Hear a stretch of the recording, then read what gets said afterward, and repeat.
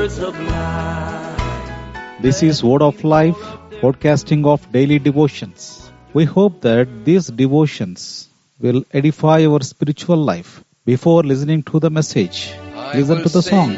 Of the mercies of the Lord forever I will sing. I will sing. I will sing of the mercies of the Lord forever I will sing. Of the mercies of the Lord. Lift my mouth that I may know thy faithfulness, thy faithfulness.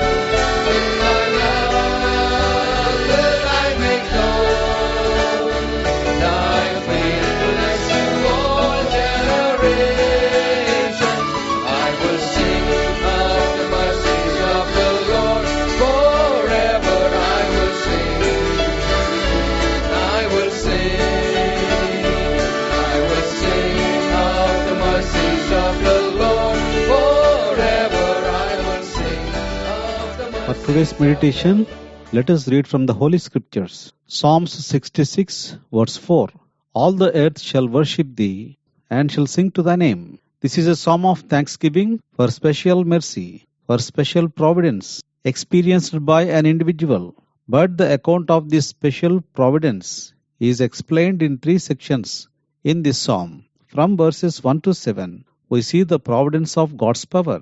From verses 8 to 12, we see the providence of discipline. And in verses 13 to 20, the providence of grace. In the first section, with the providence of His power, God is in the midst of His people. Like a watchman on the watchtower, He not only observes all that is taking place within the city, but also protects from the dangers of an enemy. In verse 7 we read, He ruleth by His power forever. His eyes behold the nations. Let not the rebellious exalt themselves. The providence for God's people is He rules by His power and also keeps an eye on the enemy and protects us from the dangers of the enemies. For that, we have to worship the Lord. In the second section, we see, by the providence of His discipline, God corrects His people. In verse 10, we read, For thou, O God, hast proved us, thou hast tried us, as the silver is tried. God not only protects His people by His power, but also sustains a more delicate relation to His people. He will discipline His people to bring them closer to Him. For this reason, we have to praise the Lord.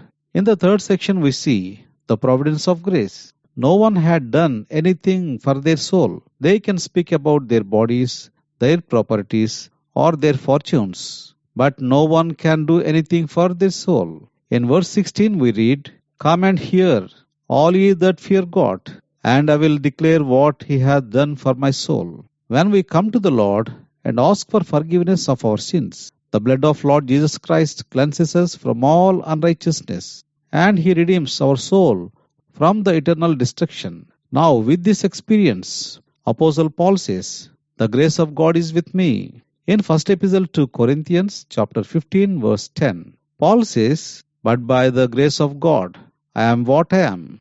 That's what the psalmist writes.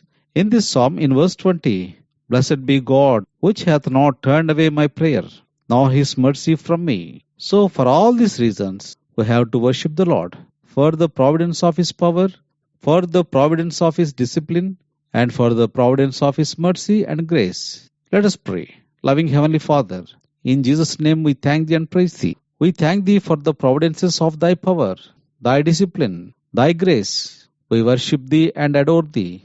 In Jesus' precious name we pray. Amen. God bless you.